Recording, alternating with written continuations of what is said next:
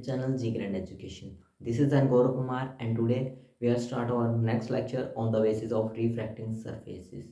There are two refracting surfaces. The first one is the convex refracting surface and the second one is concave refracting surface.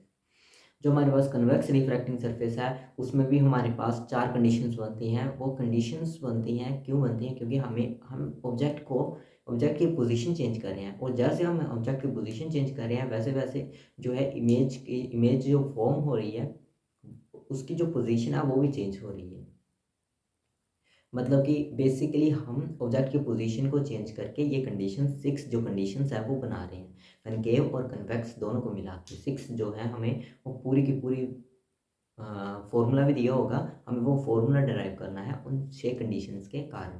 तो सबसे पहले हम देखते हैं convex refracting surface की conditions कौन कौन सी हैं। सबसे पहले हमें पता है कि दो कंडीशंस हैं इसमें कि पहले हम ऑब्जेक्ट को रेयर मीडियम में रखेंगे फिर डेंसर में रखेंगे, और जब हम रेयर में रखेंगे तब भी हमारे पास दो जो इमेजेस हैं, एक रियल और वर्चुअल दोनों मिलती हैं, और जब हम डेंसर में रखेंगे तो भी हमारे पास रियल और वर्चुअल मिलेगी। तो हम जल्दी इसको शुरू करते हैं।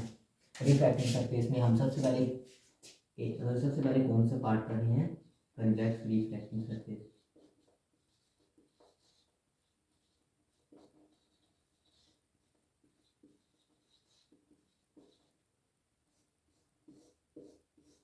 और उसमें भी हम सबसे पहले फर्स्ट पार्ट कौन सा कर रहे हैं? फर्स्ट केस कौन सा कर रहे हैं? फर्स्ट केस है हमारे पास when object lies in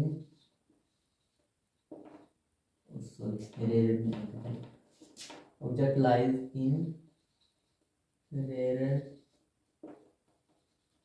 medium, और जो उसमें भी हम फर्स्ट पार्ट कर रहे हैं रियल इमेजेस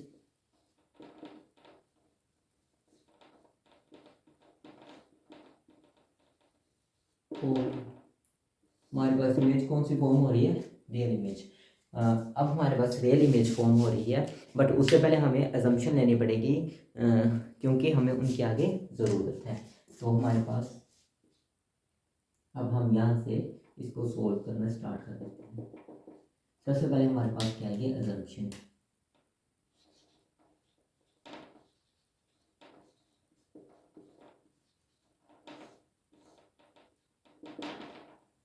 सबसे पहले हमारे पास अजम्पशन है। तो फर्स्ट क्या अजम्पशन हमारे पास क्या है? Aperture should be small. जो हमारे पास अपर्चर आएगा वो होगा स्मॉल, और जो सेकंड है वो है the object is a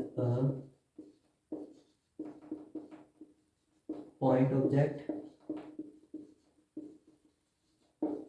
and lies in principal axis.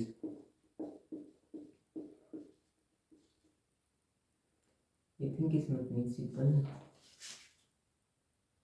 lies in principal axis। और अब थर्ड पॉइंट है हमारे पास। इसका बोलने का मतलब क्या है कि जो ऑब्जेक्ट है हमारे पास वो एज अ पॉइंट ऑब्जेक्ट है, मतलब कि हम पॉइंट से डिनोट करेंगे, और वो लाइज कहाँ पे करेगा? On the principal axis. ठीक है, अभी मैं बताता हूँ, जब हम डायग्राम बनाएंगे तब बताता हूँ कि हम जो अजम्पशन लिए हैं वो कौन सी। और थर्ड है the incident ray, refracted ray and normal makes a small angle with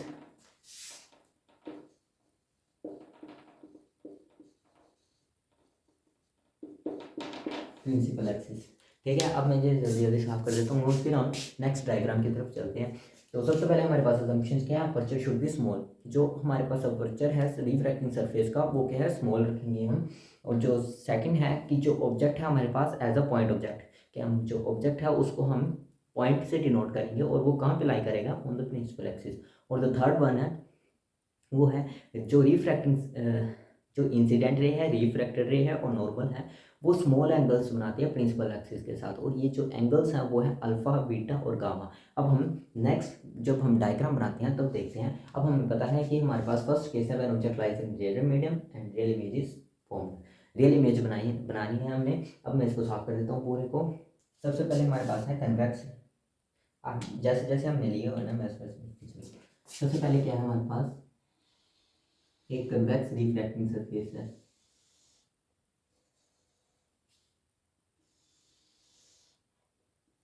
ये हमारे पास कन्वेक्स रिफ्लेक्टिंग सरफेस। इसके जो मिडल से है वो एक प्रिंसिपल एक्सिस है,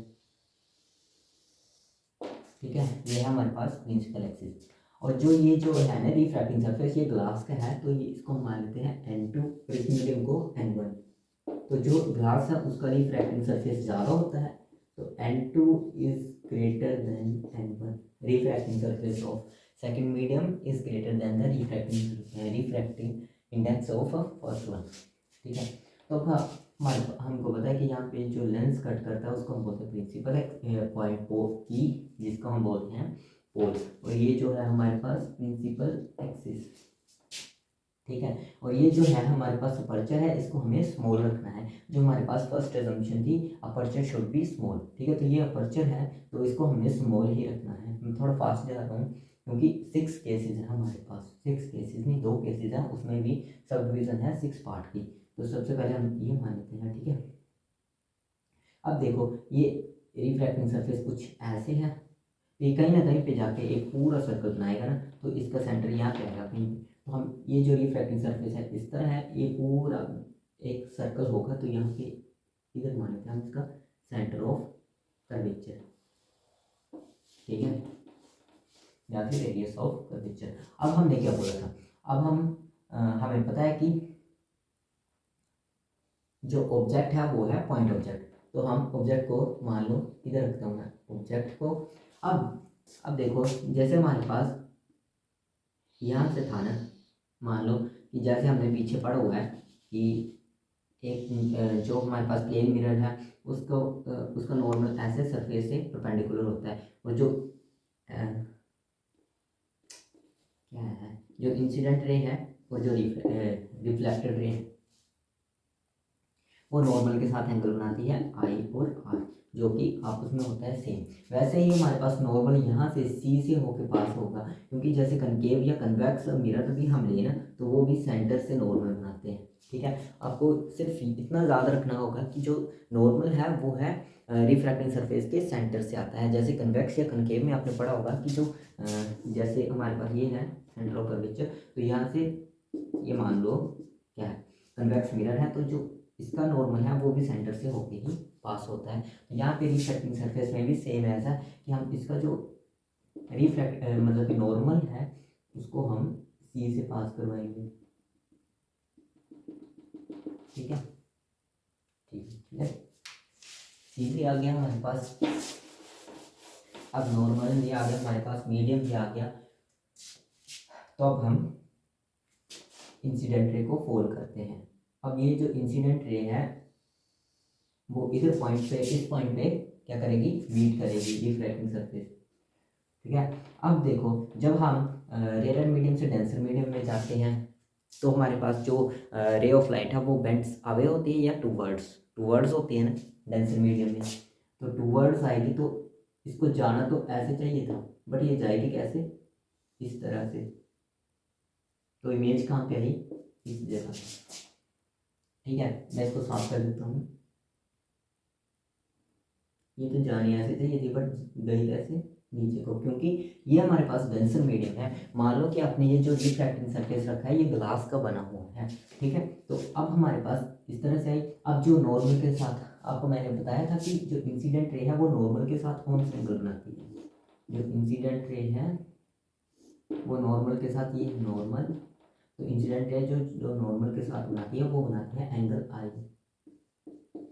और जो रिफ्रैक्टेड रे नॉर्मल के साथ एंगल बनाती है वो कौन सा एंगल होता है, रिफ्रैक्टेड एंगल, ठीक है।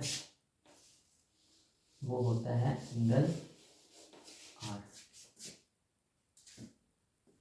ये एंगल आई है, ये आर है। अब पोल से लेकर ऑब्जेक्ट तक के डिस्टेंस को हम क्या बोलते हैं? That is you. ठीक है, पोल तो पीछे लगे, और पोल से लेकर सी तक को r, that is radius of curvature. और हमारे पास जो इमेज है वो कहाँ पे बन रही है? वो बन रही है यहाँ पे, इसको हम मान लेते हैं v। ठीक है, तो हमारे पास डिस्टेंसेस भी आ गए। अब हमारे पास नेक्स्ट स्टेप क्या होगा? अब हमारे पास नेक्स्ट स्टेप होगा, इसको हम स्टेप्स में डिवाइड कर देते हैं। तो हमारे पास स्टेप नंबर फर्स्ट होगा डिटर्मिनेशन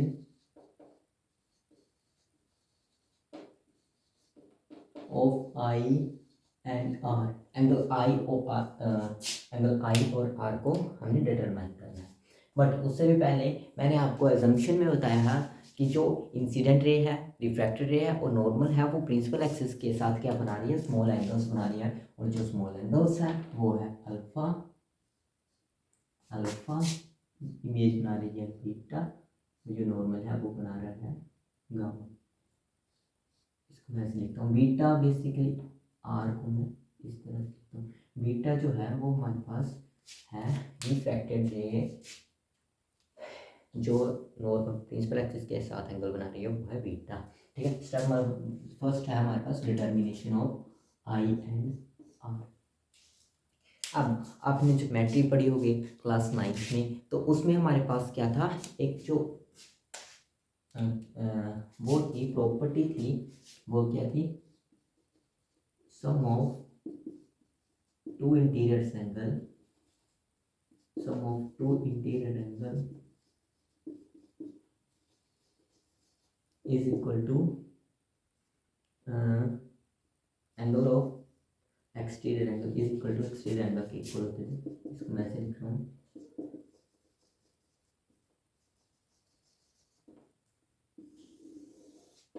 देखना यहाँ देखो कि जो ट्रायंगल के इंटीरियर एंगल के जो दो सम है वो एक्सटीरियर एंगल के इक्वल आते हैं। ठीक है, ये आपने पढ़ा होगा आपने क्लास 9 में। मान लो कि जैसे ये है हमारे पास एक ट्रायंगल, तो इसका जो है, मान लो हमें ये पता है 90 डिग्री और ये पता है 30 डिग्री, इसको 60 मान लो, तो ये कितना आएगा हमारे पास? 90 डिग्री। ठीक है, ये हमारे पास 90 डिग्री आएगा। Sum of two interior angles is equal to exterior angle के इक्वल आएगा। ठीक है, चलो ये भी पता चल गया। अब हमारे पास हमें ऐसी ट्रायंगल ढूंढनी है जो कि ये जो कंडीशन है हमारे पास इसको फुलफिल करे। अब जो एक्सटीरियर एंगल है वो है आई, और इंटीरियर एंगल कौन से आएंगे? अब हमें ट्रायंगल ढूंढनी है। इस पॉइंट को मान लो ए पॉइंट। ठीक है, ए मान लिया अब हमने पॉइंट इसको, तो ए ओ सी बन रही है कंडीशन। यहाँ देखो ए ओ सी, ये दो इंटीरियर एंगल्स हैं और इसका जो सम है वो किसके इक्वल आएगा? एक्सटीरियर एंगल के इक्वल। ये कंडीशन पूरी होगी तो हमारे पास क्या आएगा? एंगल, एंगल को छोड़ो, आई लिखो, I that is equal to exterior angle, sum of interior angle is equal to exterior angle. तो जो इंटीरियर एंगल्स है वो है अल्फा और दूसरा जो है वो है गामा। ठीक है, इसको मानते हैं क्वेश्चन फर्स्ट। वैसे ही हमें अब जो आर, इसको जो एंगल ऑफ रिफ्रैक्शन है उसको हम निकालेंगे। अब वैसे ही हमारे पास एंगल आर यहाँ पे है। अब देखो एक एक्सटीरियर एंगल बनना चाहिए और दो इंटीरियर एंगल बनना चाहिए। यहाँ पे देखो ए ट्राइंगल मैंने वहाँ पे लिखी है, आप लिख सकते हो फ्रॉम ट्राइंगल ए सी और आई। देखो ये दो इंटीरियर एंगल्स हैं और ये एक्सटीरियर एंगल है, तो हम बोल सकते हैं sum of interior angles are and beta is equal to exterior angle that is gamma. ठीक है, तो हम क्या लिखेंगे?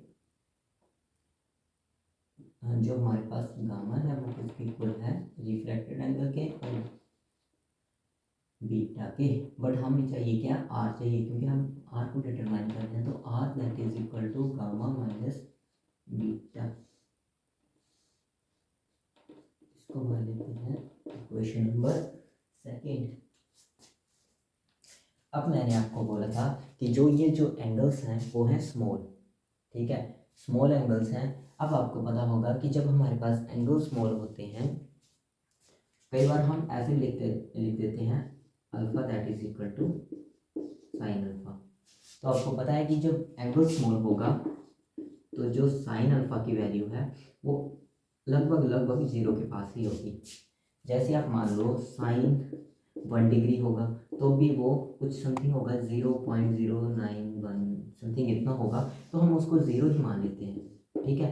तो वैसे ही अच्छा एक और भी है, जैसे साइन 0 होता है वो 0 के इक्वल होता है, और साइन 1 होगा तो वो 0.001 कुछ इतना आ जाएगा, तो और साइन 2 होगा तो 0.0012 आ जाएगा। बट हम उसको कंसीडर क्या करते हैं, 0 के इक्वल करते हैं, क्योंकि ये जो एंगल्स है वो काफ़ी स्मॉल है, 1 डिग्री 0 डिग्री काफ़ी स्मॉल एंगल्स हैं, तो इसको हम 0 ही मान लेते हैं।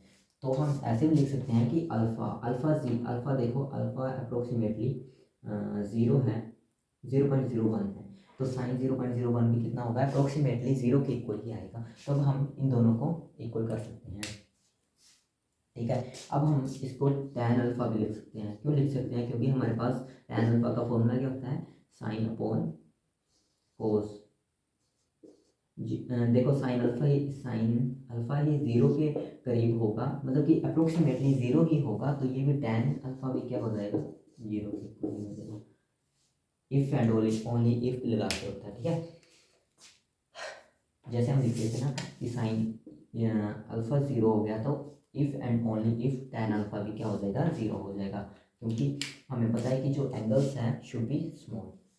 तो सबसे जो हमने फर्स्ट सेकंड थी, आई थिंक सेकंड अजम्पशन थी, वो थी नहीं थर्ड थी, थर्ड हमने क्या बोली थी कि जो इंसिडेंट रे है, रिफ्रैक्टेड रे है, नॉर्मल है, वो प्रिंसिपल एक्सिस के साथ स्मॉल एंगल्स बना रही है। अब उन्हीं स्मॉल एंगल का यूज़ करके हमने यहाँ पे tan अल्फा या tan बीटा tan गामा लिख सकते हैं, क्योंकि जो हमारे पास एंगल्स हैं वो स्मॉल हैं। देखो एंगल स्मॉल हुआ का मतलब क्या है कि एंगल तकरीबन 0 के इक्वल ही आएगा या फिर 1 के इक्वल आएगा, तो साइन 0 की वैल्यू भी क्या होती है, 0। तो हम उसको ऐसे लिख सकते हैं, ठीक है। यहाँ पे अल्फा को हम क्या लिखेंगे, देखो अल्फा को हम लिखेंगे tan अल्फा, और बीटा को हम लिखेंगे tan बीटा, और गामा को लिखेंगे हम tan गामा। अब ये वैल्यू उधर पुट कर दो, तो आई किसके इक्वल आएगा, tan alpha plus tan gamma, ठीक है, tan अल्फा और tan गामा। अब हमारे पास आर किसके इक्वल आएगा, tan gamma minus tan beta, ठीक है। अब हम एक और स्टेप बढ़ा लेते हैं। अब हम इधर लिखते हैं स्टेप नंबर सेकंड। अब हम यहाँ पे एक नॉर्मल ड्रॉइंग करते हैं, क्योंकि अब हमें पता है कि अपर्चर शुड बी स्मॉल। हमारे पास फर्स्ट अजम्पशन थी अपर्चर शुड बी स्मॉल। अब हम देखो अपर्चर को स्मॉल करते गए एक टाइम ऐसा आएगा कि ये एक स्ट्रेट लाइन आएगी। मान लो कि पहले इतना अपर्चर था, फिर हमने इतना रखा, फिर इतना रखा, और फिर इतना रखा। तो यहाँ से आप थोड़ा सा साफ करोगे और यहाँ से भी, तो अपर्चर देखो अप्रोक्सीमेटली परपेंडिकुलर है, ठीक है। तो आप ऐसे भी लिख सकते हो कि ये जो है वो है अप्रोक्सीमेटली 90 डिग्री है, ठीक है। तो ए एन हमारे पास जो है, इसको हम डॉटेड लगाते हैं, परपेंडिकुलर ड्रॉन किया ऑन द प्रिंसिपल एक्सिस, क्योंकि हमने अज्यूम किया हुआ था कि अपर्चर शुड बी स्मॉल। मान पहले आपने अपर्चर इतना रखा था, फिर थोड़ा इधर ज़्यादा कर कि ये इतना रखा, अभी भी थोड़ा स्मॉल है, इतना रखा, फिर इतना रखा, तो देखो यहाँ पे देखो ये अप्रोक्सीमेटली 90 डिग्री के इक्वल ही आ रहा है, ठीक है। तो हमारे पास ये है 90 डिग्री के इक्वल। तो यहाँ पे हमारे पास क्या बनी, एक राइट एंगल ट्रायंगल बनी ए एन आई और ए एन ओ। मैं राइट एंगल ट्रायंगल नहीं लिख रहा हूँ, ठीक है। तो हमें चाहिए क्या, tan अल्फा चाहिए, पहले सबसे पहले हमें चाहिए tan अल्फा। तो tan अल्फा इसके इक्वल होता है sine alpha upon cos alpha. सबसे पहले हमें ट्राइंगल ढूंढनी पड़ेगी अल्फा वाली, ये है ट्राइंगल। तो इससे जो राइट एंगल ट्राइंगल कौन सी बन रही है, ए एन ओ, ठीक है, ए एन ओ बन रही है। तो हमारे पास सॉरी मैंने कर दिया, tan अल्फा का फॉर्मूला क्या होता है, परपेंडिकुलर अपॉन बेस। तो हमारे पास परपेंडिकुलर क्या है यहाँ पे, ए और एन, ए और एन डैश आ गया हमारे पास, और जो बेस है वो है एन से लेकर ओ तक, एन डैश ओ। अच्छा इसको हम एन ही मान तो क्या है, क्योंकि इजी रहेगा डैश, ठीक है। तो tan अल्फा हमारे पास ये आया, इसको मैं छोटा करके लिखता हूँ क्योंकि मेरे पास ज़्यादा कम है। तो मेरे पास क्या है, tan अल्फा हमारे पास आया, tan अल्फा हमारे पास आया ए एन अपॉन एन ओ। उसी तरह से tan जो गामा है हमारे पास वो कितना आएगा, गामा वाले राइट एंगल ट्रायंगल ढूंढो, ए सी और एन। तो ए सी एन ये भी हमारा पता है कि परपेंडिकुलर अपॉन बेस होता है, तो ए एन आएगा परपेंडिकुलर और जो बेस है वो आएगा सी एन।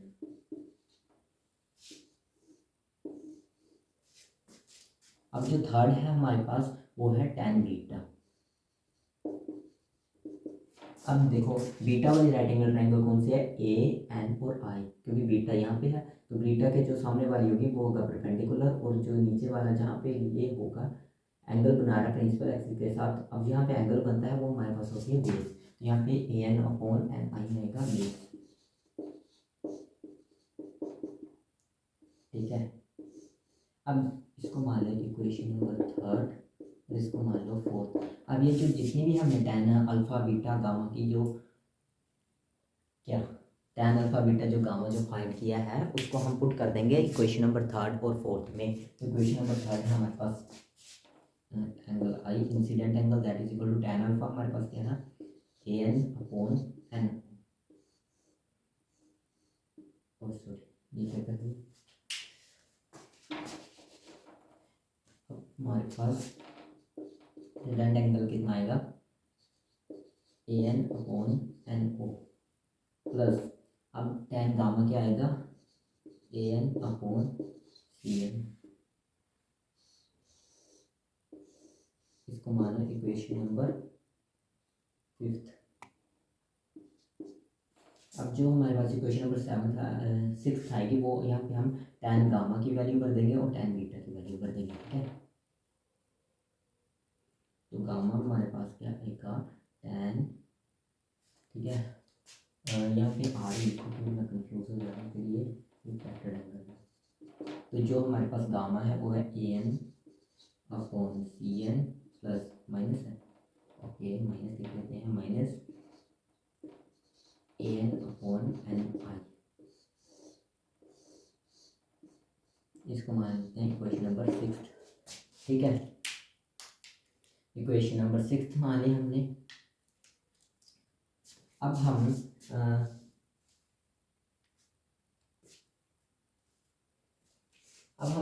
हम देखो हमें पता है कि ये अपर्चर स्मॉल होगा तो ये जो ए एन है वो क्या हो जाएगा, ये जो परपेंडिकुलर है जैसे जैसे हम अपर्चर को स्मॉल करते जाएंगे तो ये ऐसे आते आता यहाँ पे आ जाएगा, तो जो ए एन है वो क्या आ जाएगा, ए पी के इक्वल ही आ जाएगा। क्योंकि मैं जैसे बोल रहा हूँ आपको ऐसे साफ कर दूँ इसको मैं इतना, तो यहाँ पे देखो ये परपेंडिकुलर आएगा और जो ए एन है वो पूरा इसी के ऊपर बन जाएगा, ए पी के ऊपर। तो A N should be equal to जो एन है उसको हम अप्रोक्सीमेटली पी लिख लेंगे, ये जो एन है वो पी के इक्वल आ जाएगा जब हमारे पास क्या होगा, अपर्चर क्या होगा, स्मॉल होगा, क्योंकि इसीलिए हमने असम्पशन ली हुई थी कि हमें आगे यहाँ पे ज़रूरत थी इनकी। तो हम यहाँ पे भी एन है, जैसे यहाँ पे हम मेजर कैसे कर रहे थे परपेंडिकुलर को ए से लेकर एन तक, जैसे हम अल्फा निकाला तो A N upon N no निकाला ना, तो अब हम एन की जगह पी लिखेंगे क्योंकि अपर्चर है हमारे पास स्मॉल, तो यहाँ पे जो परपेंडिकुलर बनेगा वो ये ही बन जाएगा क्योंकि जो हमने अपर्चर माना हुआ है। जैसे जैसे आप स्मॉल करोगे तो ये मानो कि ए एन यही बन जाएगा कि ए पी के ऊपर ही परपेंडिकुलर आ जाएगा, जो एन पॉइंट है वो पोल पे ही आ जाएगा। तब क्या हो जाएगा, क्या हो जाएगा, तब हम जो डिस्टेंस मेजर कर रहे हैं वो एन से नहीं वो पी से ही हम डिनोट कर सकते हैं, ठीक है। तो हमारे पास जो नेक्स्ट स्टेप है हम यहाँ पे लिखेंगे सिंस, इसको हम स्टेप नंबर 3 ले लेते हैं, ठीक है, कोई बात नहीं। Since aperture should be small then n approximately equal to p। तो अब हम जो 5th और 6th है हमारे पास, उसको जैसे an है तो n की जगह डायरेक्टली p पुट कर दो बस, ठीक है। जैसे हम अब डिस्टेंस क्या ले रहे थे an, बट अब हमें पता है कि अपर्चर स्मॉल है तो हम an को ap के इक्वल भी लिख सकते हैं, ap, और नेक्स्ट है po प्लस यहाँ पे an अपॉन cn है तो यहाँ पे आ जाएगा ap अपॉन cp, ठीक है। ये कौन सी इक्वेशन आ गई हमारे पास, इक्वेशन नंबर 7। अब जो नेक्स्ट है वो है रिफ्रैक्टेड एंगल, तो यहाँ पे an है और यहाँ पे cn है। मैं सिर्फ एक ही सॉल्व करूँगा ना, आगे का बाकी के स्टेप सेम ही है, मैं आपको सिर्फ डायग्राम बनाने बता दूंगा। और जो जैसे अब हम आगे स्नेल्स लॉ लगाएंगे ना, वहाँ पे थोड़ा डिफिकल्ट आ जाएगा, अभी बता दूंगा, ठीक है। आर है refracted angle an upon cn है, जो आर है वो किसके इक्वल है, पी ए, ठीक है। जो भी डिस्टेंस है वो अपोज से मेजर करते हो तो p A upon p a ऐसे लिखो, ठीक है। और p A upon p c minus p A upon p i, ठीक है। इक्वेशन है V7। सिंपली हमने ये जो है an उसको हम एक इसके इक्वल रहे हैं p के इक्वल, तो n जो है हमारे पास अप्रोक्सीमेटली इक्वल है p के। तो अब हम ये भी हो गया हमारे पास, तो इक्वेशन नंबर हम 8 तक पहुंच गए। अब स्टेप नंबर 4 देखो, स्नेल्स लॉ लगाते हैं हमारे पास, step number 4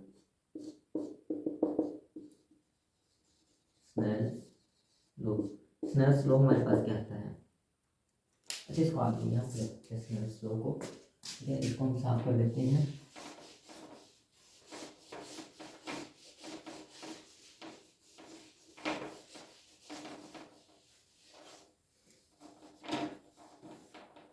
step number 4,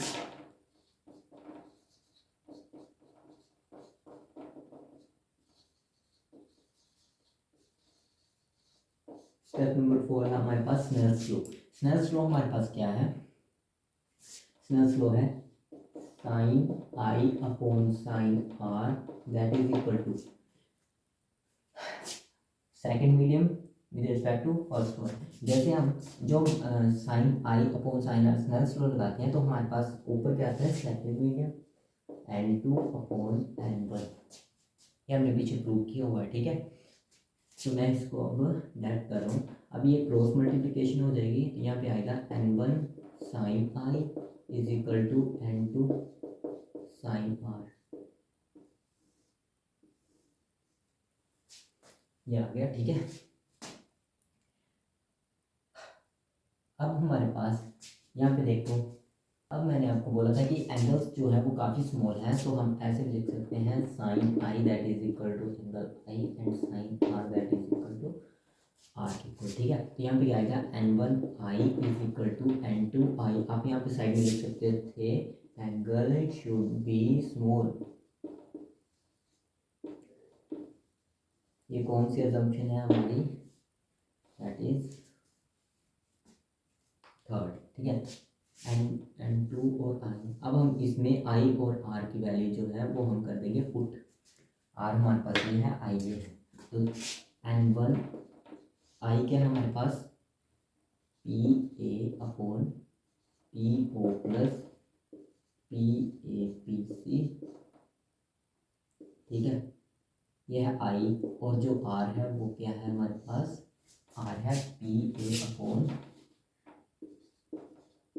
simply हम r की जगह ये वैल्यू पुट कर देंगे p c minus p A upon p i, ठीक है। अब यहाँ पे देखो पी ए कॉमन लेके हम बाहर निकाल सकते हैं,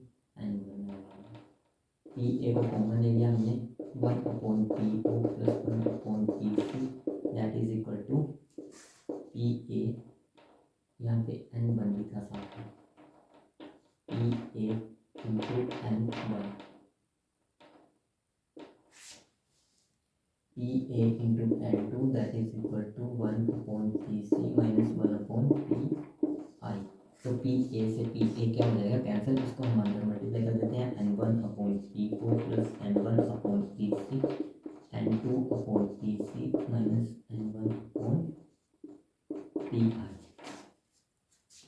और यहाँ पे देखो,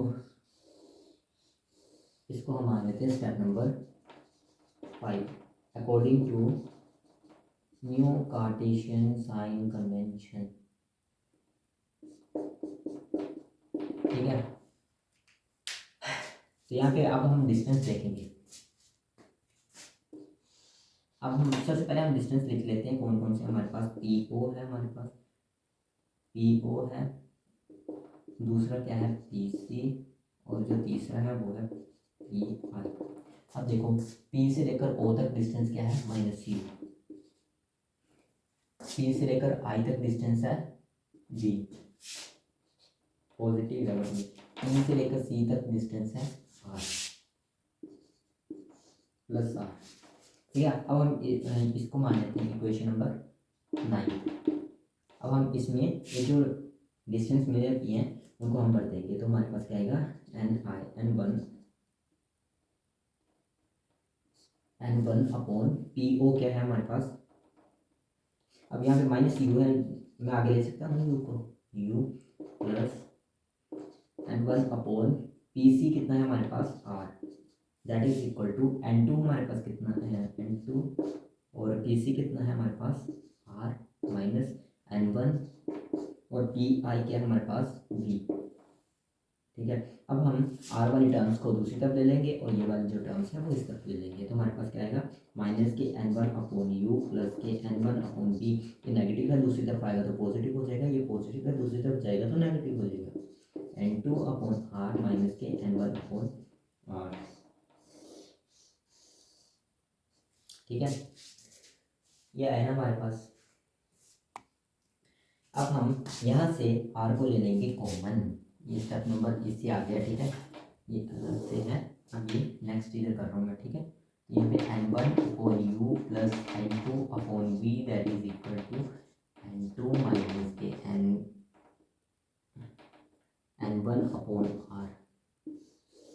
तो ये हमारे पास क्या आ गया आंसर, रेयर मीडियम के लिए हमारे पास ये है आंसर। जब हम क्या करते हैं कन्वेक्स, ये आएगा हमारे पास आंसर। आपको ये पहले भी दिया होगा, मतलब कि आपको ये ऐसे भी बोला हो सकता है कि आप ये प्रूव करो किसके लिए, जब कनकेव हो कन्वेक्स होगा हमारे पास और जो इमेज है वो रियल फॉर्म हो रही होगी, when object lies in rare medium और डेंसर मीडियम। ये हमेशा ही आप, ये आंसर तब ही आएगा जब हमारे पास क्या होगा, जब हमने ऑब्जेक्ट कहाँ पे रखा होगा रेयर मीडियम में। आपने पहले देखा होगा कि यहाँ पे मैंने ऑब्जेक्ट रखा है रेयर मीडियम में। N1 हमारे पास रिफ्रैक्टिंग इंडेक्स कम है क्योंकि ये रेयर मीडियम है, ये डेंसर मीडियम है क्योंकि इसकी जो रिफ्रैक्टिंग इंडेक्स है वो N1 से ज़्यादा है।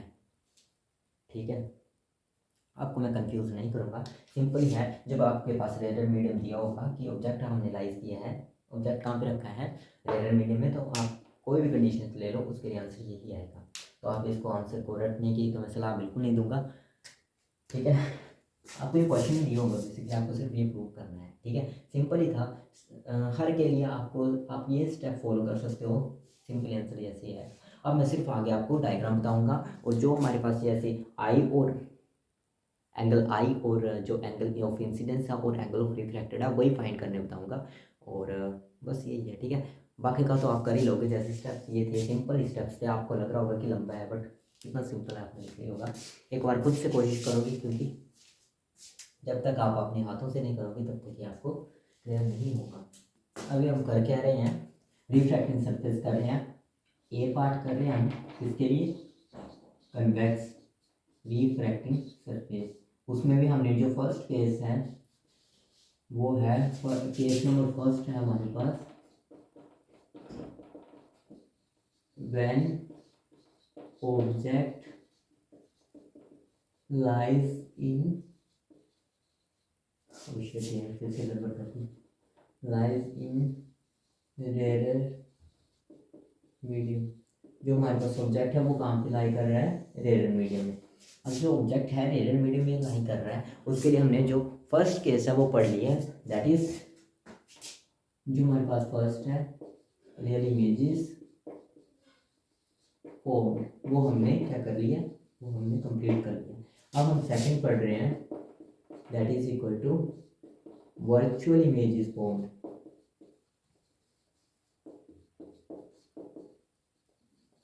अब हम पढ़ेंगे वर्चुअल इमेज कैसे फॉर्म होती है। अब हम ये कर रहे हैं वर्चुअल इमेज फॉर्म। मैं आपको डायग्राम बता देता हूँ। इसमें सबसे पहले प्रॉब्लम ये आती है हमारे पास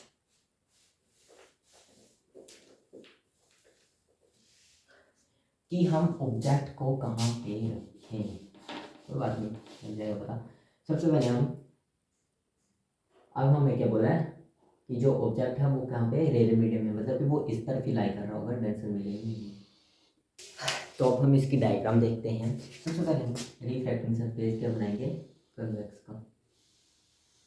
आपको इसमें आगे की सोच के चलने पड़ेगा, ठीक है, कि आप बना कौन से, आपको हर एक स्टेप पता होना चाहिए। तो यहाँ पे ये क्या बनाता है, पोल, तो ये क्या होती है प्रिंसिपल एक्सिस। ऑब्जेक्ट क्या है हमारे पास, पॉइंट ऑब्जेक्ट। अब ये कोई ना कोई स्फीयर है, तो इसका यहाँ पे क्या होगा, सेंटर ऑफ कर्वेचर। तो इस यहाँ से क्या, जो सेंटर ऑफ कर्वेचर से जो हम लाइन ड्रॉ करते हैं वो क्या होती है हमारे पास, नॉर्मल, दैट इज नॉर्मल। तो अब यहाँ पे देखो ऑब्जेक्ट क्या है हमारे पास, पॉइंट ऑब्जेक्ट। अब देखो ऑब्जेक्ट को हमें पता है कि हमने पीछे भी जो हमने रियल इमेज फॉर्म करी थी, वर्चुअल इमेज कौन सी होती है और रियल इमेज कौन सी होती है। वर्चुअल इमेज वो होती है जो कि, नहीं पहले हम रियल इमेज देखते हैं। रियल इमेज वो इमेज होती है वो कि एक्चुअल मीटअप ऑफ रेज होती है, कि जो दो रेज हैं वो एक्चुअली मीट हो रही हैं। बट जो वर्चुअल रेज है वो एक्चुअल मीटअप नहीं होता, उसको हम खुद बढ़ा के पीछे, मतलब कि आप ऐसे ध्यान रख सकते हो कि जो रियल इमेज है वो ऑब्जेक्ट के दूसरी तरफ बनती है, और जो रियल इमेज वर्चुअल इमेज है वो ऑब्जेक्ट की साइड ही बनती है। जैसे यहाँ पे ऑब्जेक्ट रखा है तो वर्चुअल इमेज भी यहाँ पे बनेगी। तो अब देखो कि यहाँ पे हम पीछे क्या कर रहे थे, ऑब्जेक्ट तो यहीं पे है, पोजीशन इसकी सेम है, बट यहाँ पे हम ऑब्जेक्ट से रेज आ रही थी और यहाँ से बेंड टुवर्ड्स नॉर्मल और यहाँ पे बन जा रही थी। बट हम इस केस में क्या बना रहे हैं, वर्चुअल इमेज, मतलब कि इमेज भी ऑब्जेक्ट की साइड ही बननी चाहिए। तो हम ऑब्जेक्ट को थोड़े पास में ले आएंगे। अब हमने ऑब्जेक्ट को पास में लाया और जो हमारे पास रिफ्रैक्शन ज़्यादा हो रही थी, मतलब कि टूवर्ड्स हो रही थी, उसको हम कम कर देंगे। अब हम उसको कम करने के लिए कहाँ पे रखेंगे, ऑब्जेक्ट को यहाँ पे रखेंगे थोड़ा पास में। इसको हम यहाँ पे गिराएंगे रिफ्रैक्टिंग सरफेस पे। अब ये जाने तो ऐसे चाहिए थी, but move towards, towards come toward करेंगे कि जो इमेज है वो बाहर को चल जाए, ठीक है, ये बाहर को चली गई। अब यहाँ पे जो इमेज है वो कहाँ पे फॉर्म होगी, बैकवर्ड में। तो मान लो ये है आई। अब जो ऑब्जेक्ट एंगल बनाता है that is alpha, beta and gamma. और जो इंसिडेंट रे है नॉर्मल के साथ एंगल बनाते हैं that is incident angle of incidence. ये जो है, सॉरी ये है, इसको भूल ही जाओ आपने, आर। अब सबसे पहले स्टेप नंबर फर्स्ट, अब मैं सिर्फ स्टेप को बताऊंगा आपको। स्टेप नंबर फर्स्ट है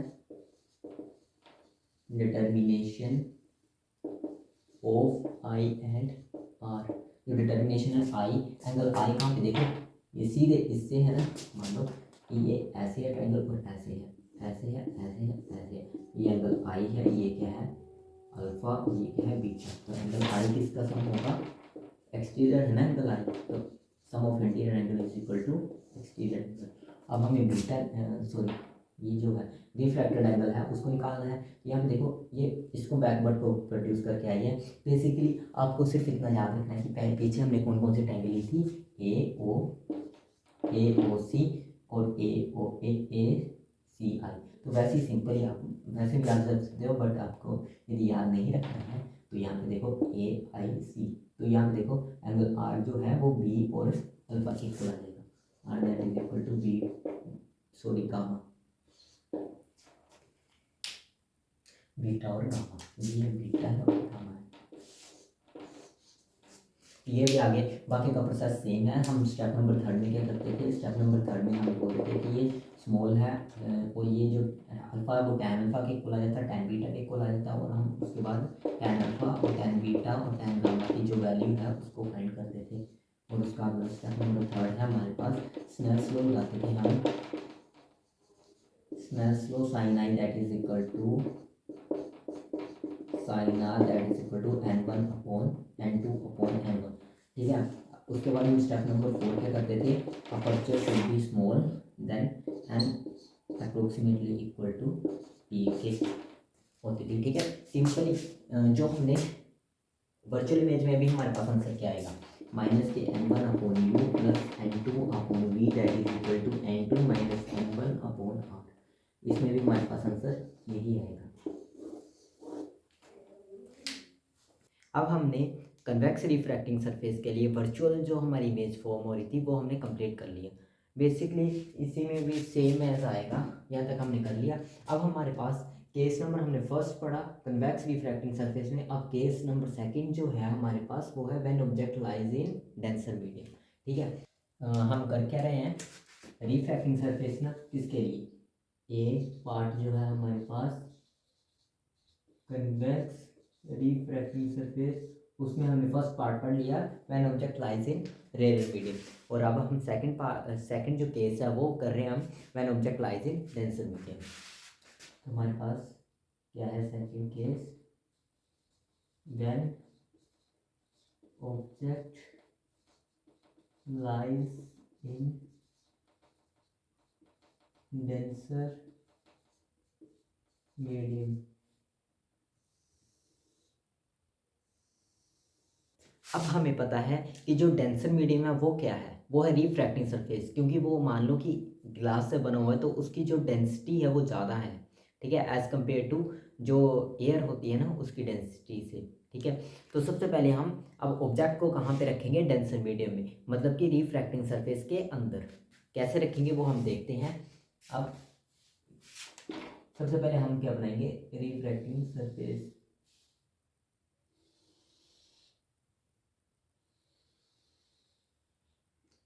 अब इसके जो सेंटर से पास करते हैं दैट इज प्रिंसिपल एक्सिस, और इस पॉइंट को क्या बोलते हैं हम, पोल।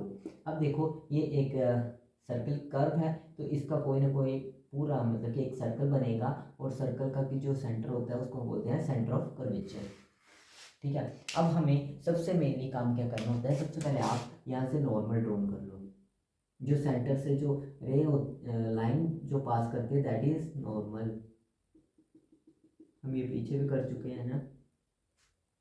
ठीक है, अब ये नॉर्मल बना दिया हमने। अब हमें दो केसेस पड़े हुए हैं डेंसर मीडियम में। हमारे पास फर्स्ट क्या आएगा, व्हेन रियल इमेज इज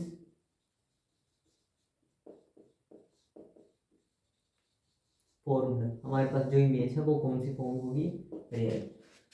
अब देखो सबसे पहले आपको पहले ही आगे की सोच के चलना पड़ेगा। ठीक है, मान लो ऑब्जेक्ट हमने यहाँ पे रखा, ऑब्जेक्ट मान लो ये रखा, तो यहाँ से इस तरह से जाएगी। ठीक है, जो इंसिडेंट रे है वो इस तरह से जाएगी, और आपको पता है कि ये जो है वो n1 है और ये n2 है, क्योंकि ग्लास जो डेंसर मीडियम है उसको आपने n2 ही लेना है। अब जब हम डेंसर से रेयर मीडियम में जाते हैं तो व्हेन टुवर्ड या अवे, अवे आएगी ना, तो यहाँ पे आएगी, तो ये देखो गलत आई ना इमेज। इमेज हमारे पास क्या बनी, ये वर्चुअल इमेज है, क्योंकि यहाँ पे जिस मीडियम में ऑब्जेक्ट है उसी मीडियम में इमेज बन रही है, that is virtual image.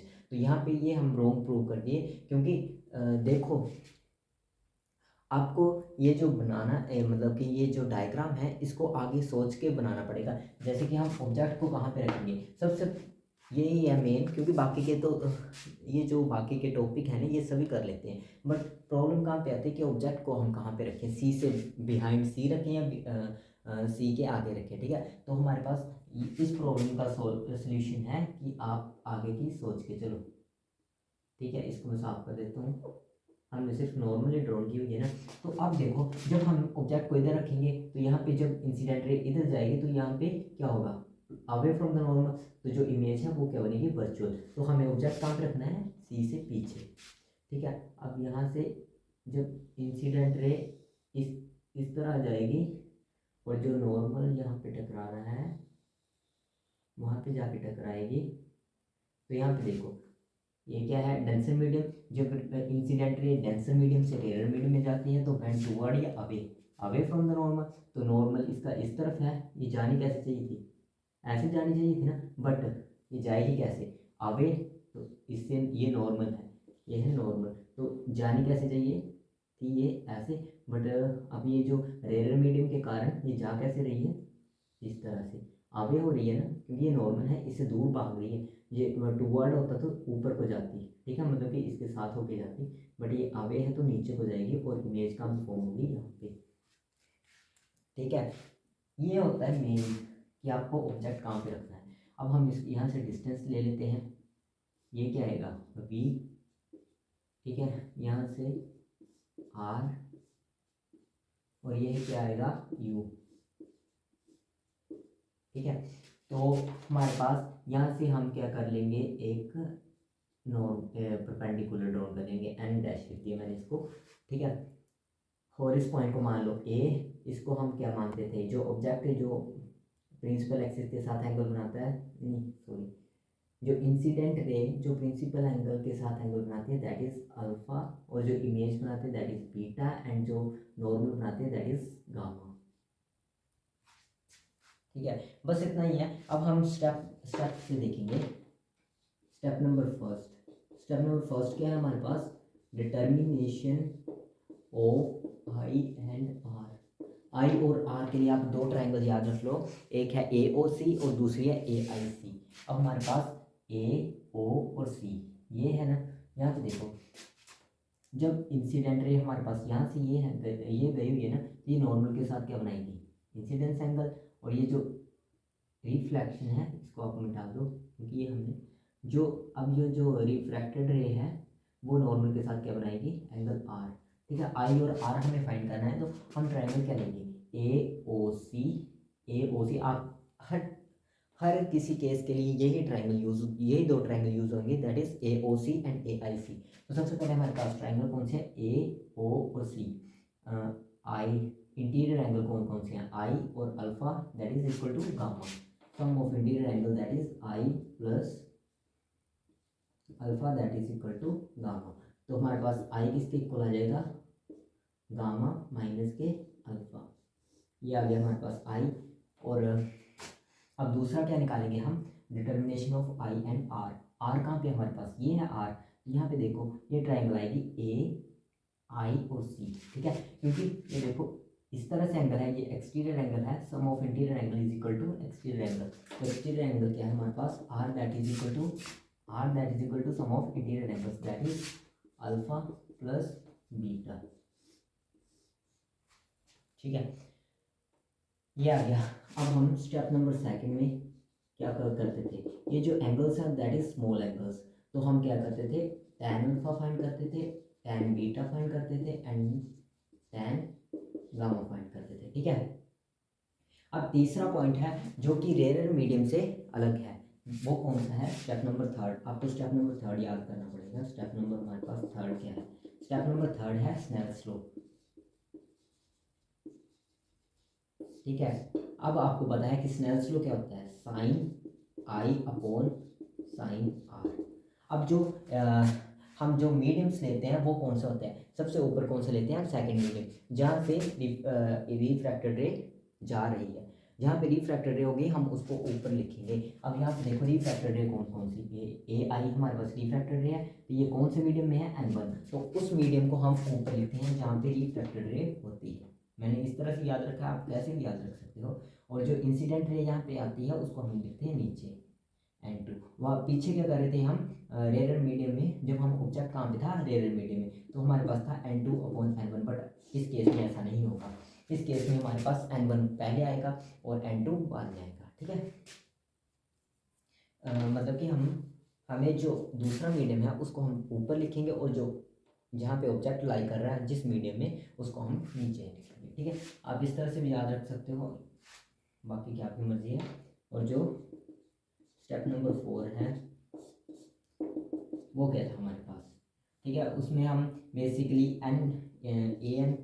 N को अप्रोक्सीमेटली किसके इक्वल ले लेते थे, ए पी के, क्योंकि हमने क्या बोला था कि अपर्चर शुड बी स्मॉल, ठीक है, ए एन। और जो हमारे पास आंसर क्या आएगा इसका, जो हमारे पास आंसर आएगा वो आएगा, आप निकाल के देख लेना, माइनस के N2 upon u plus N1 upon v that is equal to N1 minus N2 upon r, ये आएगा आपका आंसर, ठीक है। पिछले एरर में क्या आ रहा था, n1 माइनस के n1 अपॉन यू, बेसिकली इन दोनों का चेंज हो रहा है। ठीक है, बाकी का नहीं, और इन दोनों का भी, इसमें n1 पहले था, सॉरी n2 पहले था और n1 बाद में था, बट इसमें ऐसे आएगा। ठीक है, हर एक डेंसर में यही फॉर्मूला आएगा। हम आगे एक बार फिर से कंपेयर करेंगे सभी को, तब देखेंगे। ठीक है, अब हमारे पास सेकंड है, रियल इमेज के लिए हमने कर लिया। अब हमारे पास कौन सी है, वर्चुअल इमेज। हमारे पास जो सेकंड केस है वो कौन सा है, when virtual images form। तो उसके लिए डायग्राम कैसा है ये हमारे पास,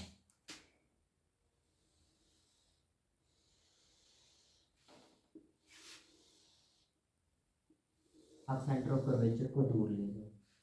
ठीक है, ये सी है हमारे पास, ये सॉरी, हाँ सी है। यहाँ से नॉर्मल ऑब्जेक्ट को हम रखते हैं यहाँ पे,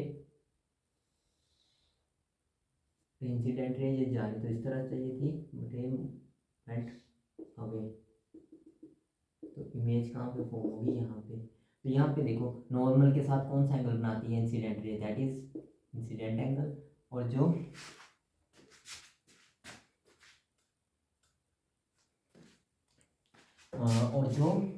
रिफ्लेक्टेड रे नॉर्मल के साथ एंगल बनाती है, दैट इज एंगल आर। अब देखो, ये कौन सा पॉइंट है, ये पोल है, और जो इंसिडेंट रे है प्रिंसिपल एक्सिस के साथ कौन सा एंगल बनाती है, अल्फा, और जो रिफ्लेक्टेड रे जो प्रिंसिपल एक्सिस के साथ एंगल बनाती है, that is equal to beta, और जो नॉर्मल प्रिंसिपल एक्सिस के साथ एंगल बनाती है, that is equal to gamma. और यहाँ से हम एक परपेंडिकुलर ड्रॉन करेंगे, दैट इज इक्वल टू, ये पॉइंट है ए और ये है एन। ठीक है, एन है हमारे पास। अब हम डिस्टेंस लिखेंगे, I that is equal to B, जो इमेज का पोल से डिस्टेंस होता है उसको हम बी से डिनोट करते हैं, और जो ऑब्जेक्ट का होता है उसको हम यू से डिनोट करते हैं, और जो सेंटर ऑफ कर्वेचर का होता है उसको हम आर से डिनोट करते हैं। ठीक है, सिंपल यही है। ठीक है, इतना ठीक है, इसको हम प्रिंसिपल एक्सिस लिख लेंगे। ठीक है, अब हम जल्दी से जल्दी स्टेप नंबर फर्स्ट करिए। स्टेप नंबर फर्स्ट, सबसे पहले हमें क्या करना है, determination of I and R. I के लिए हम कौन से ट्रायंगल लेते हैं, आपको ये याद ही होना चाहिए, ए ओ सी। ए ओ सी कौन सी है, ए ओ और सी। आई क्या है हमारे पास, आई आई आई आई आई आई आई है हमारे पास ये, I and R that is equal to alpha, I sorry gamma है, I and gamma that is equal to alpha. तो आई कितना आ जाएगा, अल्फा माइनस गामा, ये आ गया आई। अब हमें आर चाहिए। अब देखो, आर के लिए हमने कौन सी ट्रायंगल देखी है, ए आई सी, तो हमारे पास ट्रायंगल कौन सी है, ए आई और सी। ठीक है, अब यहाँ पे देखो, कोई भी दो जो एंगल है वो बन नहीं रहे हैं, क्योंकि जो इंटीरियर एंगल्स है वो नहीं बन रहे, तो अब हमें इंटीरियर एंगल्स बनाने पड़ेंगे। ठीक है, यहाँ पे ये है आर, और ये पूरा क्या आ जाएगा, आर के इक्वल, वर्टिकली ऑपोजिट एंगल, ये इस तरह से है ना, ये जो है वो आर है, और यहाँ से एक वो मतलब कि ऑब्जेक्ट की इंसिडेंट रे लाई कर रही है ये वाली, तो यहाँ पे आई है, तो ये पूरा कितना हो जाएगा, इसको मैं मिटा दूँ तो यहाँ पे ये भी क्या हो जाएगा, आर। तो यहाँ पे देखो आर, इसको आर को दूसरी तरह से लिखता हूँ, आर, और ये क्या है gamma, that is equal to sum of interior angles that is equal to exterior angles. ये भी मैं इसको साफ कर दूँ तो आपको ज़्यादा क्लियर हो जाएगा, इसको मैं साफ कर देता हूँ। यहाँ पे देखो ये आएगा आर, क्योंकि ये क्या है, वर्टिकली ऑपोजिट एंगल, तो sum of interior angle that is equal to exterior angle. तो जब हम R plus gamma that is equal to beta, R is equal to beta minus gamma, ये आ गया ना हमारे पास। अब हमारे पास जो है स्टेप नंबर सेकंड है वो क्या है, स्टेप नंबर सेकंड में हम क्या करते थे, हम क्या फाइंड करते थे, tan alpha beta and tan gamma. ठीक है, अब जो हमारे पास स्टेप नंबर थर्ड था वहाँ पे हम क्या करते थे, स्नेल्स लॉ लगाते थे, that is equal to Snell's law. अब देखो स्नेल्स लॉ क्या होता है हमारे पास, sine I upon sine are. अब जो दूसरा मीडियम होता है उसको हम पहले लिखते हैं, ये है M2, और यहाँ पे है n1। जहाँ पे ऑब्जेक्ट लाई करता है उसके दूसरा वाला मीडियम है उसको हम ऊपर लिखते हैं, दैट इज n1/n2। तो ये हमारे पास स्नेल्स लॉ है। और जो इसका आंसर आएगा वो भी पिछले वाले के सेम आएगा, दैट इज -n2/u प्लस के n1/v, that is equal to n1 - के n2/r। चाहे आप निकाल के देख लेना, ये है आपका आंसर। ठीक है, अब हमारे लिए हमारे पास जो कन्वेक्स के लिए है वो पूरा क्लियर हो गया। ठीक है, कन्वेक्स के लिए हमने सबसे पहले क्या पढ़ा, फर्स्ट केस पढ़ा when object lies in rare medium. उसके लिए भी हमने क्या पढ़ा, जो उसमें भी फर्दर क्या बन रही थी, रियल इमेज बन रही थी और एक वर्चुअल इमेज बन रही थी। अब जो हमने सेकंड पढ़ा, अभी अभी जो हमने सेकंड पढ़ा वो क्या था, when object lies in denser medium. तो उसमें भी हमारे पास दो इमेजेस बन रही थी, एक रियल इमेज और एक वर्चुअल इमेज। अब हमारे पास थर्ड है कनकेव के लिए, और कनकेव में सिर्फ दो इमेज कनकेव के लिए दो ही केस बनते हैं, when object lies in denser medium and when object lies in rare medium. और रेयर मीडियम के लिए भी एक ही केस बनेगा, वर्चुअल इमेज, और हाँ, और डेंसर में भी एक ही केस बनेगा, वो भी है वर्चुअल इमेज। तो दोनों में रियल इमेज नहीं बनेगी, कनकेव में रियल इमेज का केस कोई भी नहीं आएगा, दोनों क्या बनेगी, वर्चुअल इमेज। ठीक है, इसलिए हमें उसमें दो ही केस पढ़ने हैं, और फर्दर दोनों केसेस में भी एक एक पॉइंट ही पढ़ना है। अब सबसे पहले हम क्या कर रहे हैं, ए पार्ट हमने कर लिया कंप्लीट। अब बी पार्ट है हमारे पास, concave refracting surface. Concave refracting surface में भी हम फर्स्ट केस जो पढ़ेंगे, व्हेन ऑब्जेक्ट लाइज इन कहाँ पे, रेयर मीडियम।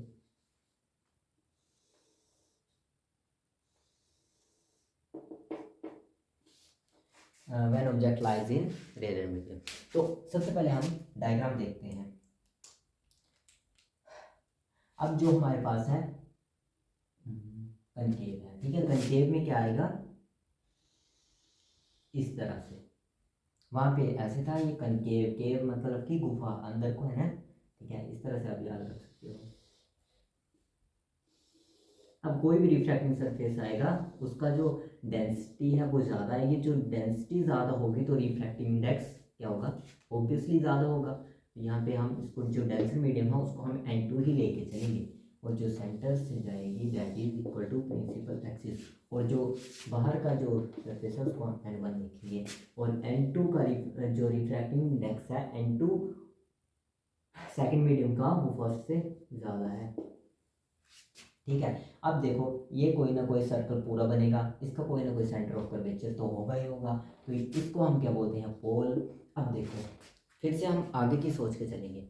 ठीक है, ऑब्जेक्ट को हम कहाँ पे रखें कि हमारे पास रियल इमेज दोनों में क्या बनेगी, वर्चुअल इमेज ही बनेगी, इसमें रियल इमेज का केस आएगा ही नहीं। तो हमारे पास हमने क्या बनानी है, वर्चुअल इमेज। ठीक है, तो हम सबसे पहले हम क्या कर लेंगे, यहाँ से नॉर्मल ड्रॉन कर लेंगे।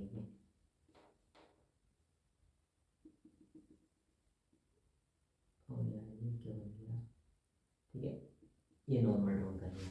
अब देखो जब हम ऑब्जेक्ट को इधर रखेंगे तो ये इस तरह से जाएगा, और कहाँ पे घूम जाएगा, इस तरह, और यहाँ पे इमेज ये कहाँ पे बनेगी, देखो जब हम ऑब्जेक्ट को इधर रखेंगे तो ये कुछ ना कुछ इस तरह से जाएगा, और ये इस तरह से, जाना तो इसको इस तरह से चाहिए, बट ये डेंसर मीडियम है तो मूव टूवर्ड, तो इमेज इतनी सफिशिएंट नहीं आएगी, इसलिए हम इसमें इस तरह से भी आ जाएगा आंसर, बट हम इसको पीछे ही रखते हैं। ठीक है, क्योंकि इससे ज़्यादा खिचड़ी पक जाएगी, तो हम इसको रखते हैं पीछे, यहाँ पे इसको ऑब्जेक्ट को हम पीछे रखेंगे, और यहाँ से इस तरह से जाएगा ऑब्जेक्ट।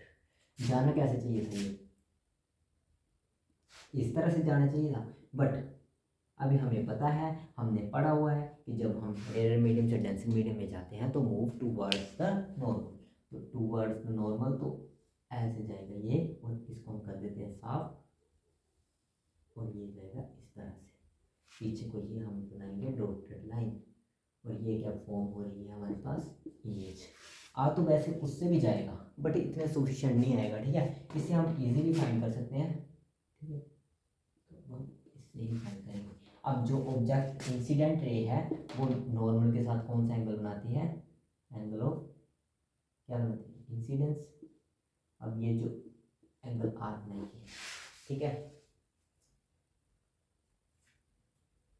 ऐसे ठीक है, ये आएगा एंगल ऑफ आर।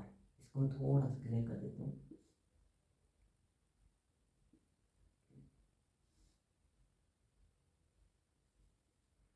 इस तरह से आई हुई है ना, ये इस तरह से जाएगी और ये आर, आर को थोड़ा क्या हो रहा है, ठीक है। अब जो ऑब्जेक्ट है वो प्रिंसिपल एक्सिस से, ऑब्जेक्ट नहीं सॉरी इंसिडेंट रे है जो प्रिंसिपल एक्सिस के साथ कौन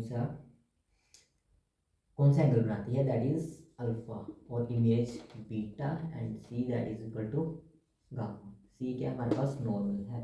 अब हम डिस्टेंस लिखेंगे तो ये क्या आएगा आर, और ये क्या आएगा वी, और ये क्या आएगा यू, वो से आप डिस्टेंस मेजर करते हैं, ठीक है। अब हमारे पास स्टेप्स लिखते हैं। स्टेप नंबर फर्स्ट है, फर्स्ट क्या है, determination of I and are. अब हम आई के लिए कौन से ट्रायंगल लेते हैं, ए ओ सी। आप याद ही रखो फिलहाल, ठीक है। पॉइंट ए है, यहाँ से हम एक परपेंडिकुलर भी ड्रॉ करते हैं, वो भूल ही जाते हैं, ठीक है, ये भूलना नहीं है बढ़ा के, ठीक है। अब ए ओ और सी, आई को हम इससे कर सकते हैं। अब मान लो ए ओ सी हमारे पास कुछ इस तरह से ट्रायंगल है, ठीक है, यह ए ओ और यह सी, यह है एंगल आई और ये है एंगल अल्फा और ये है एंगल गामा। तो I sum of interior angle is equal to exterior angles, I plus alpha that is equal to gamma. तो I that is equal to gamma minus alpha, alpha, ठीक है, ये आएगा। अब हमारा हमें क्या कौन सा फाइंड करना है, रिफ्रैक्टेड एंगल। तो हम कौन से ट्रायंगल लेंगे, ए आई और सी, ठीक है, ए आई और सी। अब हमारे पास आर है, यहाँ पे ये जो एंगल है, ठीक है, ये किसके इक्वल आ जाएगा, ये इस तरह से है, तो ये एंगल, इसको मैं साफ कर दूँ तो ये एंगल यहाँ पे आर के आएगा, क्योंकि ये देखो एक ये है और ये है, तो कौन सा एंगल ये है, वर्टिकली ऑपोजिट एंगल, ठीक है। क्योंकि इसको मैं यदि बड़ा करके बनाऊँ तो ये कुछ इस तरह से आएगा, और ये जो एंगल है ये सी है हमारे पास, ओ है, ये ए है, ये पूरा सॉरी ये इतना एंगल है आई, और ये जो एंगल है वो है आर। तो मैं इसको साफ कर दूं, और ये हमारे पास बन रहा है ए आई सी, तो ये आर है, तो ये भी क्या आएगा आर, वर्टिकली ऑपोजिट एंगल, ठीक है। इसको मैं साफ, आप एक बार खुद करके देखना तो आपको क्लियरली मिल जाएगा कि ये वर्टिकली ऑपोजिट एंगल है आर और ये आर, ठीक है। तो refracted angle plus beta that is equal to gamma, sorry gamma नहीं है ये, हाँ गामा है, तो क्या आएगा आर प्लस बीटा, आर दूसरे लिखते हूँ, R plus beta that is equal to gamma, तो are that is equal to gamma minus beta. तो हमारे पास स्टेप नंबर सेकेंड क्या करते थे हम, टैन अल्फा फाइंड करते थे, टैन बीटा फाइंड करते थे, एंड टैन क्या करते थे, गामा फाइंड, ठीक है। अब स्टेप नंबर थर्ड क्या है हमारे पास, स्नेल्स लॉ। स्नेल्स लॉ में हमने क्या पढ़ा हुआ है, sine I upon sine are that is equal to, अब ऑब्जेक्ट कहाँ पे लाई कर रहा है, एन1 पे। सबसे पहले हम जो ऑब्जेक्ट यहाँ पे लाई करता है उसको हम नीचे लिखते हैं और दूसरा वाले को ऊपर लिखते हैं। तो अब हमारे पास दूसरा वाला कौन सा है, दूसरा वाला है हमारे पास n2 अपॉन n1। तो हमारे पास आंसर क्या आएगा, ये रेयर मीडियम में लाई कर रहा है, तो हमारे पास आंसर आएगा n1 upon u plus n2 upon v that is equal to n2 minus n1 upon r, ये आएगा आपके पास आंसर। अब हमारे पास जो लास्ट है वो है सेकंड केस कनकेव का, that is when object lies in denser medium, ठीक है, उसको भी हम जल्दी जल्दी खत्म करते हैं, फिर इन तीनों का हम कंपेरिजन करते हैं।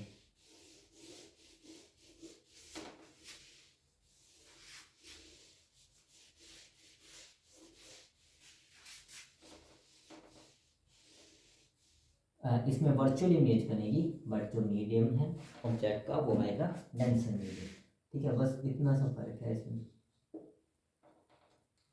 डेंसर मीडियम आएगा हमारे पास, तो हमारे पास ये कैसे आएगा, इस तरह से। अब ऑब्जेक्ट डेंसर मीडियम में लाई कर रहा है, तो ये मतलब कि ये रिफ्रैक्टिंग सरफेस के अंदर होगा ऑब्जेक्ट। अब आपको एक क्वेश्चन आ रहा होगा कि हम इसको इसको फाइंड ही क्यों कर रहे हैं, क्योंकि आगे हमारे पास जो है लेंस मेकर फॉर्मूला है, तो उसमें ये यूज़ होगा ही होगा, इसलिए हम इसको फाइंड कर रहे हैं। तो ये कौन सी होती है, प्रिंसिपल एक्सिस। अब यहाँ पे ऑब्जेक्ट कहाँ पे आएगा, सॉरी सेंटर ऑफ कर्वेचर कहाँ पे आएगा, क्योंकि ये सर्कल इस तरफ है तो आप सेंटर ऑफ कर्वेचर इस तरफ मत बना देना, ठीक है। सेंटर ऑफ कर्वेचर इस सर्कल को देख के आएगा, क्योंकि ये सर्कल देखो इस तरह से है, पूरा सर्कल ऐसे आएगा, तो सेंटर ऑफ कर्वेचर इससे बाहर आएगा। जो सेंटर ऑफ कर्वेचर से जो लाइन आती है that is equal to principal normal line, उसको बोलते हैं हम नॉर्मल। यहाँ पे मान लो ऑब्जेक्ट हमारे पास है यहाँ पे, अब ऑब्जेक्ट्स के जो इंसिडेंट रे है वो सीधी रिफ्लेक्टिंग सरफेस से टकरा रही है। अब जब हम डेंसर मीडियम से रेयर मीडियम में जाते हैं तो क्या होता है, बेंड अवे, ये ऊपर को चली जाएगी और जो इमेज है वो यहाँ पे होगी, ठीक है। अब यहाँ पे कौन कौन से एंगल बनेंगे, सॉरी इसको अच्छे से ड्रॉ कर देते हैं, ठीक है, कुछ इस तरह से आएगा। अब इंसिडेंट रे जो नॉर्मल के साथ एंगल बनाती है वो आई होता है और ये होता है आर, ठीक है। अब आपको पता चल चुका होगा, और ये डॉटेड आएगी क्योंकि ये कौन सी इमेज है, वर्चुअल इमेज है। जो इंसिडेंट रे है प्रिंसिपल एक्सिस के साथ जो एंगल बनाती है that is equal to alpha, जो इमेज बनाती है दैट इज बीटा, एंड जो नॉर्मल बनाती है that is equal to gamma, ठीक है। ये है हमारे पास पोल, यहाँ से एक परपेंडिकुलर ड्रॉन होता है, डॉटेड लाइन में होता है वो, मैं जल्दी जल्दी में ये एन और इस पॉइंट को हम ए लेते हैं। अब हमारे पास जो स्टेप नंबर फर्स्ट है, बट उससे पहले हम डिस्टेंस मेजर करेंगे। जो इमेज का डिस्टेंस है पोल से लेकर इमेज तक that is equal to v, and जो ऑब्जेक्ट का डिस्टेंस है पोल से लेकर ऑब्जेक्ट तक दैट इज यू, और जो डिस्टेंस है रेडियस ऑफ कर्वेचर का that is equal to r. अब हमारे पास स्टेप नंबर फर्स्ट कौन सा है, determination of I and r, ठीक है। अब आई के लिए हम कौन से ट्रायंगल लेते थे, ए ओ और सी, ठीक है, क्योंकि देखो ये ए ओ सी, अब sum of interior angle is equal to exterior angle, तो आई किसके इक्वल आएगा, अल्फा प्लस गामा, ठीक है। और जो जब हम रिफ्रैक्टेड एंगल को फाइंड करते थे तो क्या आता था, ए आई और C, sum of interior angle is equal to exterior angle that is equal to R, that is equal to beta plus gamma. ये मैं आर इसी की तरह डाल रहा हूँ, बट ये आप इस तरह से आएगा, कंफ्यूज हो जाओगे आप भी, ठीक है। अब हमारे पास स्टेप नंबर सेकंड क्या था, हम क्या फाइंड करते थे, tan alpha, tan beta and tan gamma, ठीक है। जब हम टैन अल्फा, टैन बीटा को और टैन गामा को फाइंड कर लेते थे, स्टेप नंबर हमारे पास थर्ड कौन सा आता था, स्नेल्स लॉ, स्नेल्स लॉ आता था ना हमारे पास। तो स्नेल्स लॉ का फॉर्मूला क्या था हमारे पास, sine I upon sine are that is equal to, जहाँ पे ऑब्जेक्ट लाइज करता है उससे ऑपोजिट वाला हम पहले लिखते थे that is equal to n one upon two. तो हमारे पास जो आंसर आएगा वो कौन सा आएगा, ऑब्जेक्ट एन टू। जो डेंसर मीडियम है सिंपल ही है, जहाँ पे ऑब्जेक्ट लाइज करेगा उसको अपने पहले लिखते हैं, एन टू में ऑब्जेक्ट लाइज कर रहा है तो n two upon u plus n one upon v that is equal to n one minus n two upon r, ये हमारे पास आ गया आंसर, ठीक है। तो यही आएगा। अब हम एक बार इन तीनों को इकट्ठा करके देखते हैं। तो अब हमने जितनी भी जो डायग्राम्स हैं वो पढ़ी हैं, वो अब हम कंपेयर करके एक बार देख लेंगे, ठीक है। सबसे पहले हम रिफ्रैक्टिंग सरफेस किसका करेंगे, कन्वेक्स का। कन्वेक्स में भी दो केसेस हैं, when object lies in rare medium और when object lies in denser medium, और कनकेव के भी वैसे ही दो केसेस हैं, ठीक है। सबसे पहले हम कन्वेक्स रिफ्रैक्टिंग सरफेस का देखते हैं। सबसे पहले हमने क्या पढ़ा था, ऑब्जेक्ट कहाँ पे लाई कर रहा था, रेयर में, और जो इमेज थी वो क्या थी, रियल।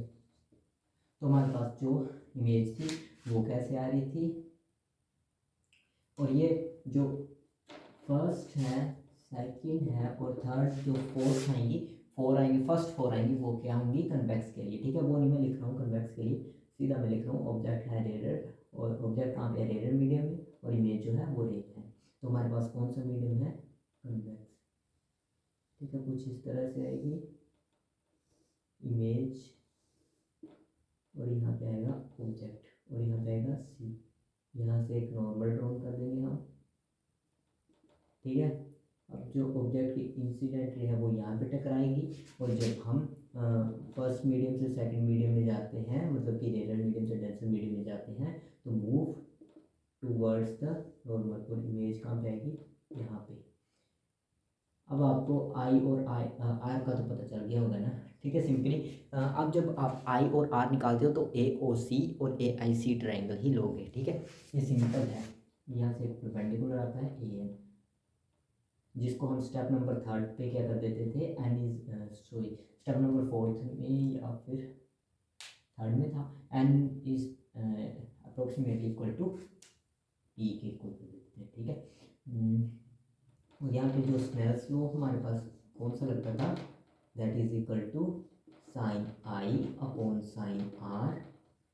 जहाँ पे ऑब्जेक्ट होता था उस मीडियम को हम लिखते हैं नीचे, और दूसरे मीडियम को लिखते हैं ऊपर। और जो हमारे पास आंसर आता था, जो फॉर्मूला आता था रेडर मीडियम के लिए, दैट इज n1 माइनस के n1 अपॉन यू प्लस के n2 upon v, that is equal to n2 minus के n1 अपॉन आर। ठीक है, वैसे ही कन्वेक्स में ऑब्जेक्ट जो है रेडर मीडियम में है, और जो इमेज है वो है वर्चुअल। ठीक है, ऑब्जेक्ट है रेडर मीडियम में, और इमेज को कौन सी फॉर्म हो रही है, वर्चुअल। इसमें मैंने क्या बोला था कि ऑब्जेक्ट को हमने कहाँ पे रखना है, मतलब कि रिफ्रैक्टिंग सरफेस के पास ही। सिमिलरली सबसे पहले हम रिफ्रैक्टिंग सरफेस बना लेंगे। इसमें एक प्रिंसिपल एक्सिस आती है, और ये आएगा सेंटर ऑफ कर्वेचर, और यहाँ से क्या आएगी एक ये, और यहाँ पे ऑब्जेक्ट रखेंगे, पास में रखेंगे। यहाँ पे हमने थोड़ा दूर रखा था, यहाँ पे पास में रखेंगे। जानी तो ये इस तरह से चाहिए थी, but towards the normal, that is equal to कम रिफ्लेक्ट करनी है, और इमेज हम बनाएंगे पीछे, इमेज आ गई ये। ठीक है, अब यहाँ पे ये है n2 और ये है n1। तो स्नेल्स लॉ इसमें भी कौन सा लगेगा, that is equal to sine I upon sine are, that is equal to जहाँ पे ऑब्जेक्ट लाई करता है उससे पहले वाला n2 अपॉन n1। ठीक है, और जो फॉर्मूला हमारे पास बनेगा वो भी क्या आएगा, n1 upon u plus n2 upon v, that is equal to n2 minus n1 upon are.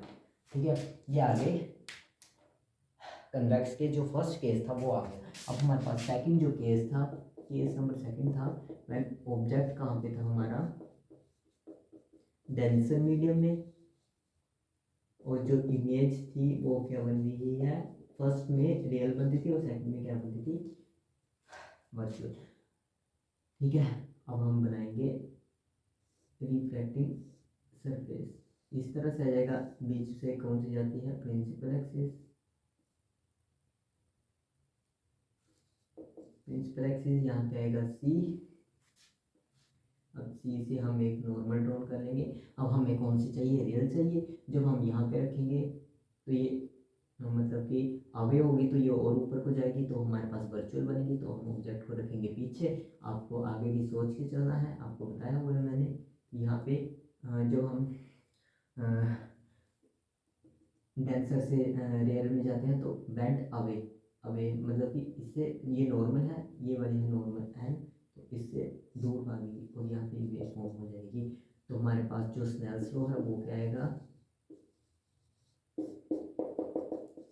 Sign I upon sine r, और जहाँ पे ऑब्जेक्ट लाइज करता है उसको हम लिखते हैं नीचे, ये है n2 क्योंकि ये ग्लास से बना हुआ है, और ये है n1, ये आएगा n2 सॉरी हाँ ठीक है ठीक, जो जहाँ पे आता है वो है n2 अपॉन n1। ठीक है, मतलब कि इससे ऑपोजिट हो जाएगा। और जो फॉर्मूला आएगा डेंसर मीडियम में लाई कर रहा है, तो आप सिंपली यहाँ पे ये भी बोल सकते हो कि जो ऑब्जेक्ट है, जैसे फर्स्ट मीडियम में n1 मीडियम में लाई कर रहा है तो n1 पहले आ जाएगा। अब ये ऑब्जेक्ट है वो n2 मीडियम में लाई कर रहा है, तो यहाँ पे n2 आ जाएगा, n1 upon v that is equal to n1 minus n2 r।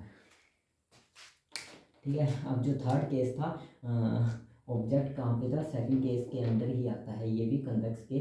Object कहाँ पे है, डेंसर मीडियम में, और जो इमेज कौन सी फॉर्म हो रही है दैट इज कौन सी, वर्चुअल। मैंने वर्चुअल के लिए आपको बोला था कि वो सी से आगे ऑब्जेक्ट हम रखेंगे तब होगा, ठीक है। सी से हम कहाँ पे रखेंगे, आगे।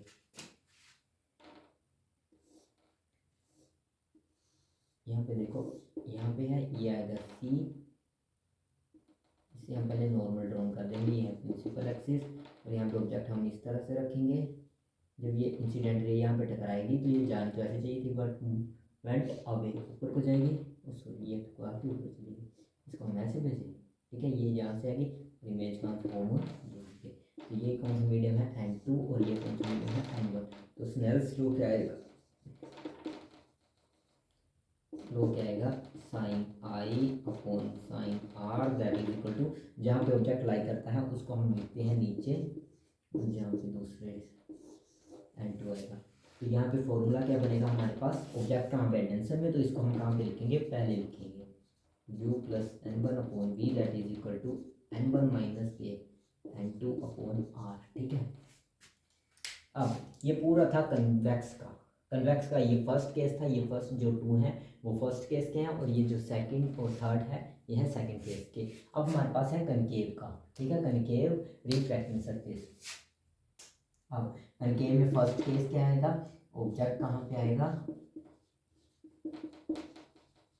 रेयर मीडियम में, और जो इमेज कहाँ पे फॉर्म होगी, इमेज कौन सी फॉर्म होगी, वर्चुअल, दोनों में ही वर्चुअल इमेज फॉर्म होगी जब हम केस नंबर फर्स्ट लेंगे और जब केस नंबर सेकंड लेंगे। तो इसका सबसे पहले हम रिफ्रैक्टिंग सरफेस ड्रॉ करेंगे, ठीक है। जो सेंटर से जो पास करती है इसको हम पोल ले लेंगे, और इसको हम इधर से ले लेंगे। अब ये कोई ना कोई सेंटर बनाएगा इस तरह से। अब हम सबसे पहले क्या काम करेंगे, नॉर्मल ड्रॉ कर देंगे, यहाँ से डॉक्टर लगा देंगे, ठीक है। अब देखो, अब हमें ऑब्जेक्ट कहाँ रखना है, पीछे रखना है, ठीक है। क्यों रखना है, आपको आगे की सोच के चलना है, मैंने बताया हुआ आपको। ये कुछ जाइए इस तरह से। अब जब हम डेंसर, सॉरी इस तरह से जाएगी ना, तो ये टूवर्ड द नॉर्मल, तो समथिंग यहाँ पे आएगी इमेज, ठीक है।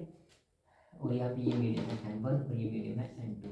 स्नेल्स लॉ हमें क्या बोलता है, Snell's law that is equal to sine I upon sine r, जहाँ पे ऑब्जेक्ट लाई करता है उसको हम लिखते हैं नीचे, और जो दूसरा ऑब्जेक्ट दूसरा मीडियम है उसको हम लिखते हैं ऊपर। और जो हमारे पास फॉर्मूला क्या आएगा, ऑब्जेक्ट कहाँ पे लाई कर रहा है N1 में, तो N1 क्या आएगा हमारे पास, पहले आएगा N1 upon u plus N2 upon v that is equal to N2 minus N1 upon r. अब लास्ट केस है कनकेव का, that is second number case है। ऑब्जेक्ट कहाँ पे आएगा, डेंसर में, और जो इमेज हमारे पास ये भी क्या होगी, वर्चुअली आएगी। जब हमारे पास वर्चुअल इमेज आएगी तो ऑब्जेक्ट कहाँ पे है, डेंसर में, ठीक है। इस तरह से आ जाएगा, इसको हम यहाँ पे लिख देंगे। यहाँ पे सी हमारे पास आएगा ये, क्योंकि सेंटर इसका बनेगा, इस सर्कल का बनेगा सेंटर। तो यहाँ से एक हम नॉर्मल ड्रॉन कर लेते हैं, ये आ गया, ये ऑब्जेक्ट आ गया। जब हम डेंसर से रेयर में जाते हैं तो बेंट अवे या टूवर्ड अवे ना, यहाँ पे इमेज यहाँ पे फॉर्म हो जाएगी, ठीक है। तो हमारे पास जो स्नेल्स लॉ है वो कौन सा आएगा, साइन आई अपॉन साइन आर, जहाँ पे ऑब्जेक्ट लाई करता है उसको हम लिखते हैं नीचे, और जो दूसरा ऑब्जेक्ट है उसको लिखते हैं ऊपर। अब जो ऑब्जेक्ट है यहाँ पे जिस मीडियम में ऑब्जेक्ट लाई कर रहा है उसको हम लिखते हैं पहले N2 upon u plus N1 upon v that is equal to N1 minus के N2 अपॉन r। तो ये 6 केसेस थे, हमने एक साथ भी पढ़ लिए, ठीक है। अब देखो, जहाँ जहाँ पे रेयर मीडियम में ऑब्जेक्ट है, ये भी ऑब्जेक्ट रेयर मीडियम में है, ये भी ऑब्जेक्ट रेयर मीडियम में है, इसका जो फॉर्मूला देख लो सेम आएगा। और ये भी ऑब्जेक्ट रेयर मीडियम है, इसका फॉर्मूला भी सेम आएगा। और इन तीनों का फॉर्मूला वो है जो सेम आएगा, मतलब कि इसका भी सेम आएगा, इसका भी सेम आएगा, इसका भी सेम आएगा, और इसका सेम आएगा, इसका सेम आएगा, और इसका सेम आएगा, ठीक है। तो ये टॉपिक हमारा ख़त्म हुआ। ये इम्पोर्टेंट था क्योंकि आगे हमने लेंस मेकर फॉर्मूला पढ़ना है, तो वहाँ पे यूज़ होगा। सिर्फ आपको ये पता होना चाहिए कि जब हम ऑब्जेक्ट को रेयर मीडियम में रखते हैं तो कौन सा फॉर्मूला लगता है, मतलब कि तो कौन सा आंसर आता है हमारे पास, मतलब कि कैसे बताऊँ, जैसे हम जब ऑब्जेक्ट को रेयर मीडियम में रख रहे थे तो हमारे पास ये इक्वेशन आ रही थी ना, तो वैसे अब हम आगे पढ़ेंगे। ठीक है, जय हिंद, जय भारत। आज के लिए बस इतना ही।